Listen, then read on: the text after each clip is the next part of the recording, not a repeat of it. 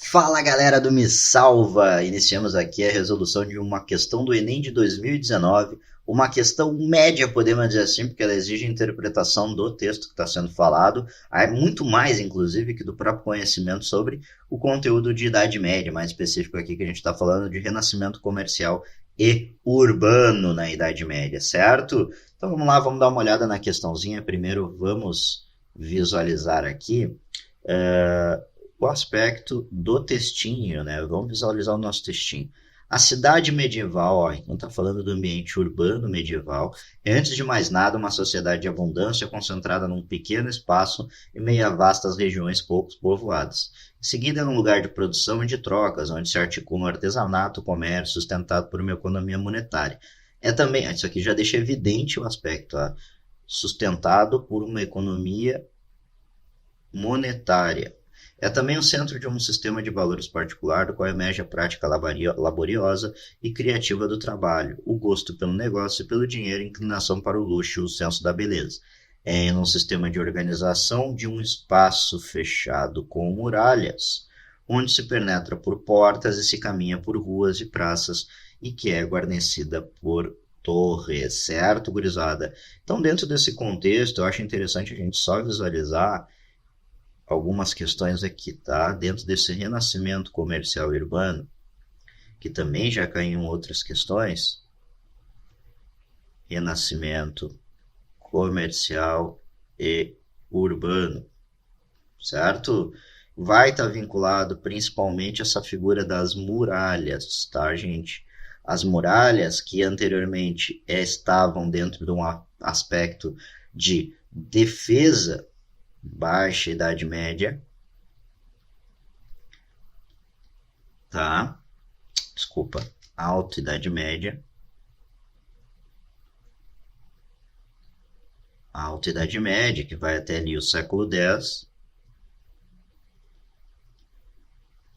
estava principalmente figurado numa ideia de defesa, fortificação militar, certo?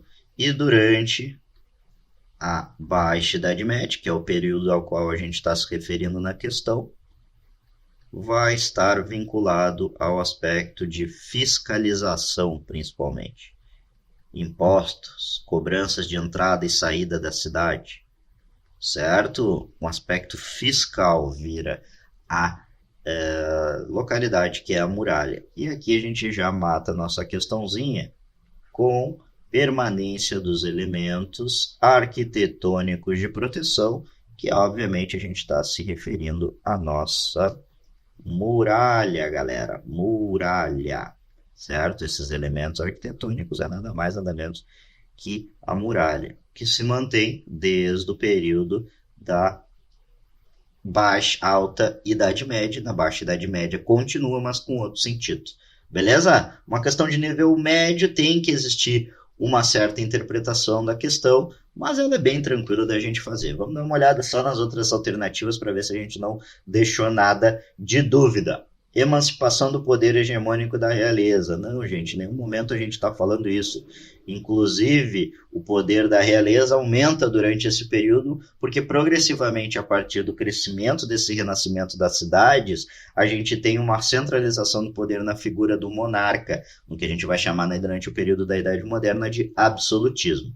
B. Aceitação das práticas dos usuários dos religiosos. Em nenhum momento isso está sendo referida dentro do texto, né, gente? Então, não é essa questão.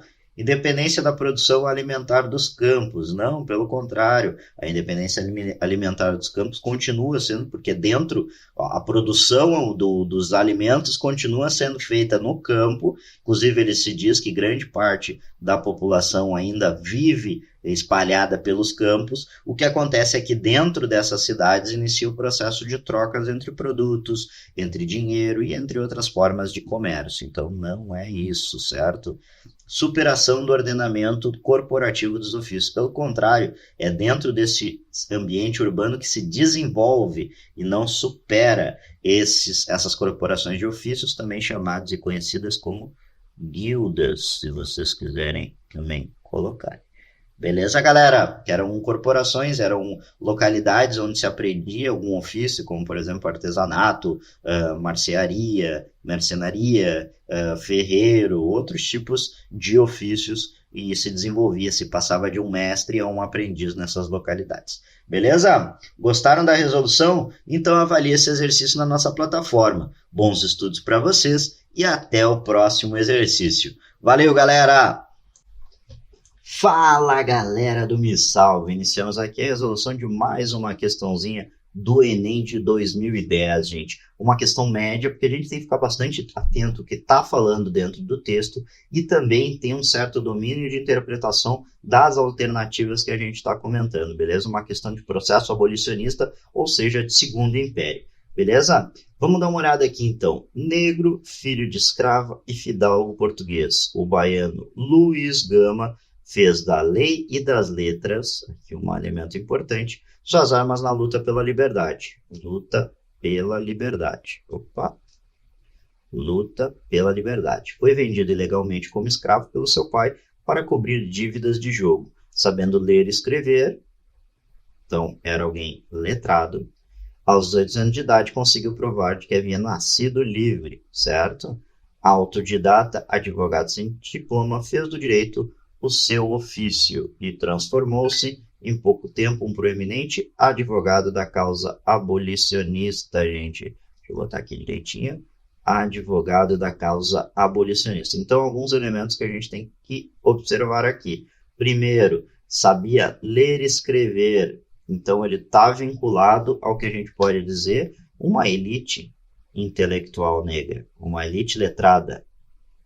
Não era todas as pessoas negras que tinham acesso a essa domínio da escrita, né? Até porque grande parte deles foi privado desses elementos. Outra questão, advogado, certo? Então a gente está falando aqui de alguém que é do direito, certo?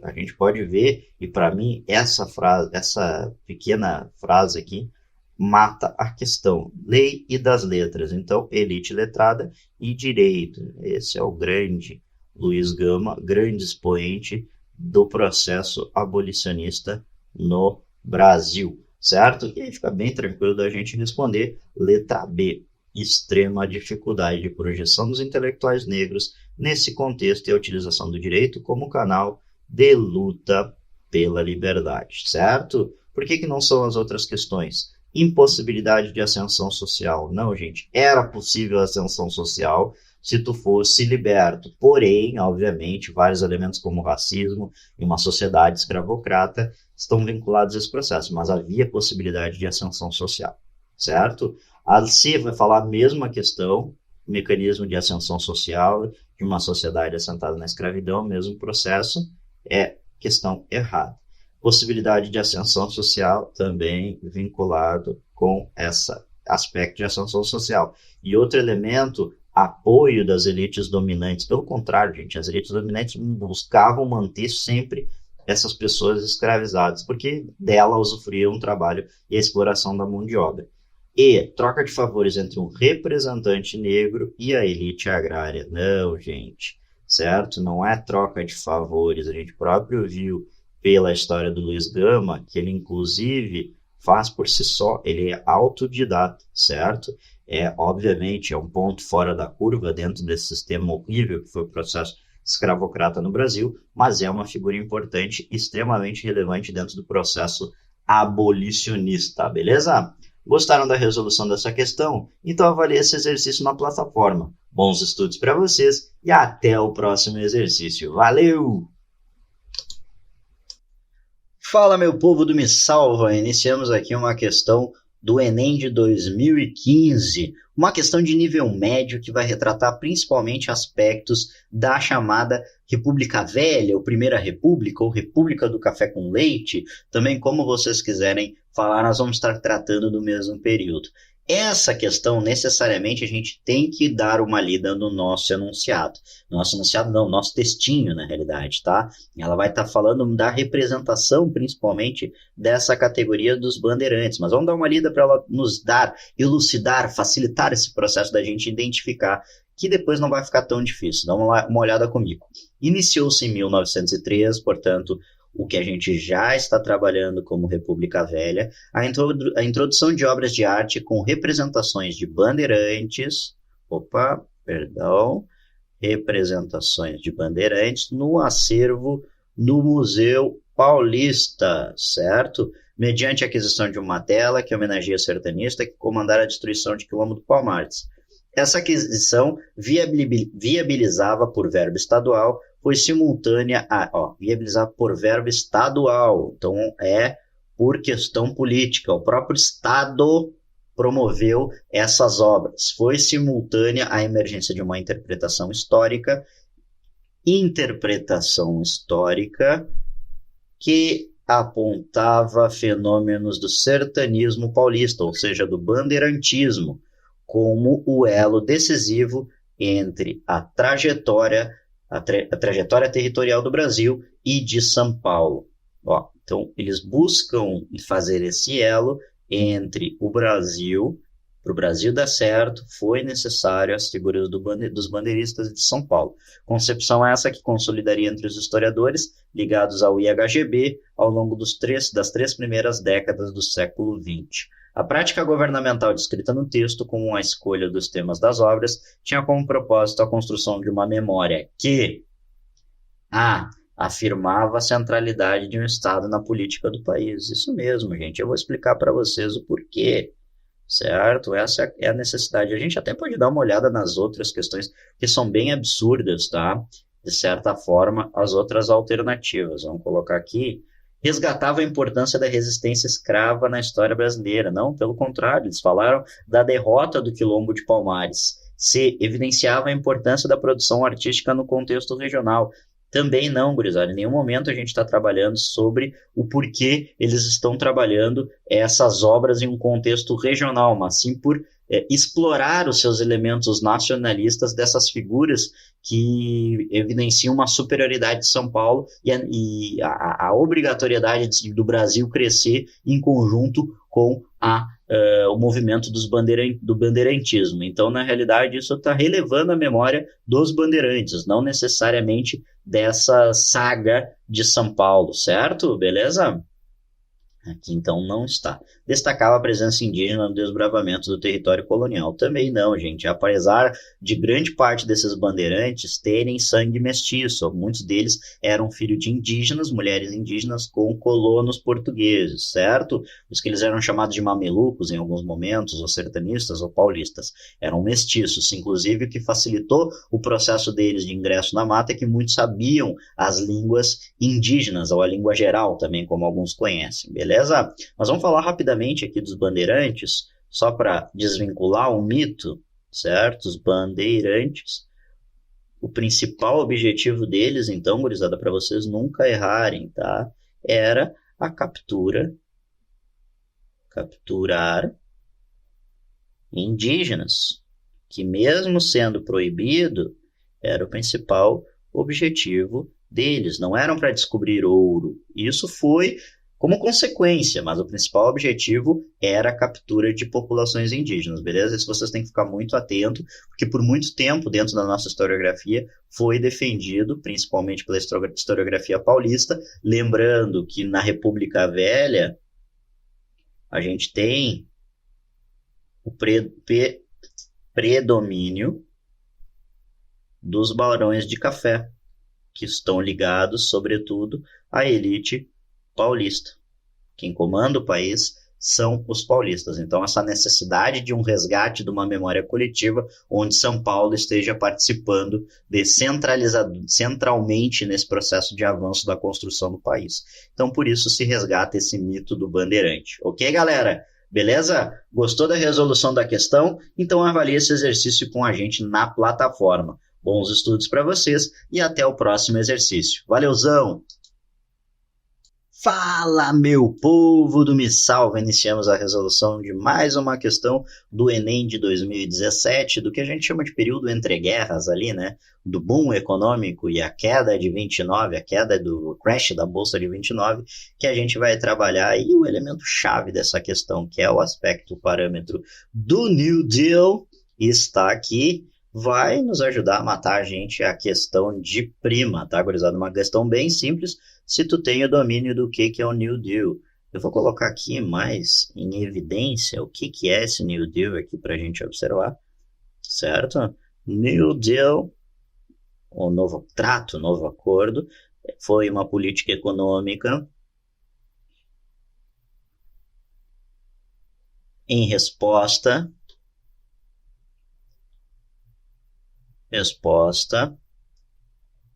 ao crash da bolsa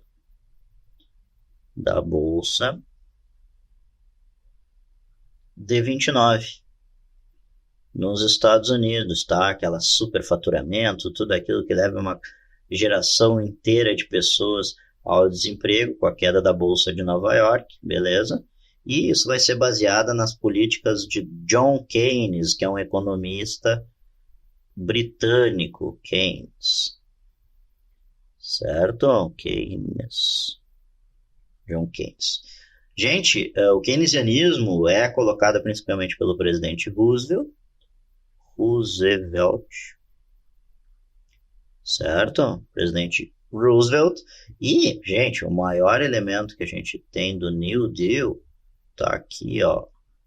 Intervenção estatal. Intervenção do Estado na economia. Intervenção estatal na economia, certo? Justamente o fim do liberalismo, as pessoas trabalham como o New Deal como um aspecto do fim do liberalismo, porque é o momento onde a gente vai ter a economia sendo traçada pela intervenção do Estado nas negociações. Aqui vai só para vocês visualizarem isso no enunciado, ó. Equilíbrio entre o custo de produção e o preço, entre a cidade e o campo, entre os preços agrícolas e os preços industriais, reativar o mercado interno devido a todos os processos de demissão que a gente tem, as pessoas ficam sem dinheiro para comprar. E o que vai acontecer? Grande parte dentro dos Estados Unidos, as políticas keynesianistas do presidente Roosevelt vão levar vários trabalhadores a trabalhar em obras públicas, construções de estrada. A represa Hoover também vai ser um dos elementos, um dos exemplos que a gente vai ter dessas obras públicas, porque daí as pessoas, as massas, né, revalorização dos salários e o poder aquisitivo das massas, ou seja, as pessoas vão ter novamente um salário desses trabalhadores de obras públicas, vão poder comprar e automaticamente movimentar o mercado novamente, certo? E outro fator interessante é que a gente tem a regulamentação das condições de emprego, ou seja, legislações trabalhistas, possibilidade de abertura de sindicatos e todas essas questões, certo, gente? Aí fica bem tranquilo para a gente responder. Recompor os mecanismos de acumulação econômica, ou seja, as pessoas terem possibilidade de novamente ter renda a partir dos empregos em obras estatais, nesses elementos, e a chave da questão que está aqui, ó, intervenção estatal, gente. Lembrem-se, New Deal é política de bem-estar social, tá? Vou botar aqui, ó, política de bem-estar social, outros dos fatores que a gente vai ver nessa política do New Deal e no keynesianismo, certo? Ou seja, as pessoas terem serviços de base, saúde, saúde, proteção, saneamento pago pelo Estado, certo? O que a gente conhece como welfare. Welfare. Certo? Ok, gurizada? Opa, errei aqui. Fair. Política de bem-estar social. Ok? Por que não é as outras ali? Flexibilizar as regras do mercado financeiro. Pelo contrário, isso aqui é um exemplo do liberalismo. Flexibilizar é liberar o mercado da intervenção do Estado. Letra B, fortalecer o sistema de tributação regressiva. Também não. Justamente as pessoas sem dinheiro, tu não vai aumentar os tributos sobre essa população, né? Introduzir os dispositivos de contenção creditício, não é o elemento primário, gente, até porque essas pessoas estão endividadas e necessitam de crédito. Não, obviamente, no nível que se estava anteriormente com aquela liberação total do mercado. Mas agora se tem um certo controle, mas não é o dispositivo que a gente está observando ali dentro do contexto do textinho que eles deram introdutório. Racionalizar os custos da automação industrial mediante negociação sindical. Não é o que está no texto, mas alguns elementos vão acontecer, principalmente porque os sindicatos vão crescer muito durante esse período no país. Ok, gurizada? Certo? Não é o que está no texto, essas duas últimas podiam criar um pouquinho de dúvida para vocês, mas quando a gente viu intervenção estatal, vai ali que ali é um negócio dentro da política do New Deal, certo, gurizada? Gostaram da resolução da questão? Avalie então esse exercício na nossa plataforma. Bons estudos para vocês e até o próximo exercício. Um abração! Fala galera do Me Salva! Iniciamos mais uma resolução de uma questão do Enem de 2019, questão principalmente vinculada à idade contemporânea, certo? Mais precisamente à Revolução Industrial, entre primeira e segunda Revolução Industrial, uma questão de nível difícil, tá? Porque tem que ter um certo conhecimento sobre o assunto e também interpretação dentro do texto que ele está explicando, beleza? Então vamos dar uma olhadinha aqui dentro da questão, mais específico, aspectos vinculados ao enunciado, tá? Alguns elementos primeiro que vocês têm que observar para saber o que está sendo vinculado, tá? Primeiro, a revolta, certo? Seria uma revolta, então, com o processo vigente na Inglaterra no século XIX, que é o processo de Revolução Industrial, certo? Revolução Industrial, ok? Vamos dar uma olhadinha no texto. Dificilmente passa-se uma noite sem que algum sitiante tenha seu celeiro ou sua pilha de cereais destruídas pelo fogo. Sitiante tenha seu celeiro, sua pilha de cereais destruídas pelo fogo. Vários trabalhadores, não diretamente envolvidos nos ataques, pareciam apoiá-los, como se vê neste depoimento ao The Times. Deixa queimar, pena que não foi a casa, podemos aquecer agora. Não só queríamos algumas batatas, há um fogo ótimo para cozinhá-las. Ok, galera? Certo? O que a gente observa? Trabalhadores. Outro fator importante da gente visualizar nessa questão. Essa questão vai estar vinculada principalmente, gente, aos processos que a gente conhece como cercamentos. Cercamentos. Ou enclosures, se vocês quiserem inglesar em... Opa.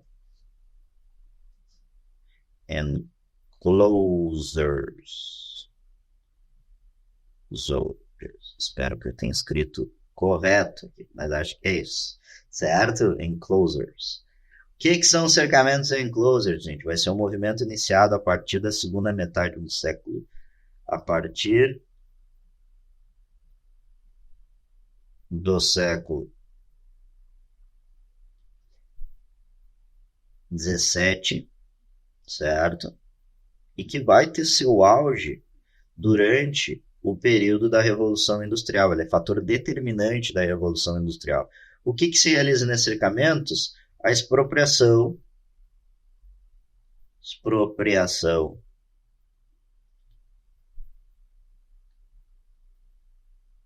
de terras comunais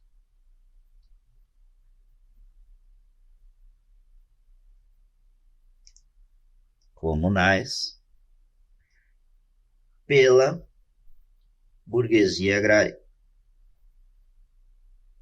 agrária, certo? E óbvio que isso gerava revolta desses trabalhadores que tinham suas terras expropriadas, né?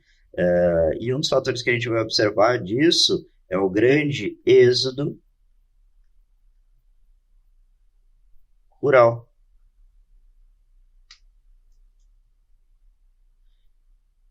Êxodo rural, certo? Que vai levar, obviamente, em direção aos trabalhadores urbanos para trabalharem nas fábricas da Revolução. Esses trabalhadores que eram normalmente camponeses, estavam vinculados às terras comunais, vão ser as grandes populações que vão trabalhar dentro das fábricas, dentro do processo da Revolução Industrial. Certo, gente? Então fica bem tranquilo para a gente responder a nossa questão agora, que é a letra B. Vamos dar uma olhadinha nas outras alternativas para visualizar por que não pode ser. Restrição da propriedade privada. Pelo contrário, propriedade privada nesse momento se expande. Cercar, o ato de cercar, o ato de colocar a cerca está vinculado à propriedade privada, certo? Não era um bem comum mais. Por isso que tem que se cercar, propriedade privada.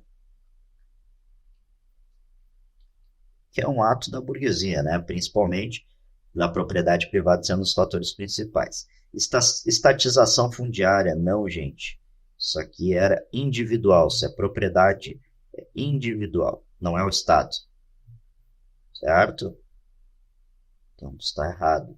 Redução da produção monocultora, pelo contrário, durante esses processos, principalmente, a gente tem um aumento na produção monocultora, sobretudo na lã. Certo? Ok? Proibição de atividades artesanais. Em nenhum momento está dizendo que essas produções artesanais foram proibidas. Pelo contrário, se desenvolvem principalmente nas cidades. Vai ser trocada depois pela produção industrial. Certo, galera? Gostaram da resolução da questão? Então avalie esse exercício na nossa plataforma. Bons estudos para vocês e até o próximo exercício. Valeu!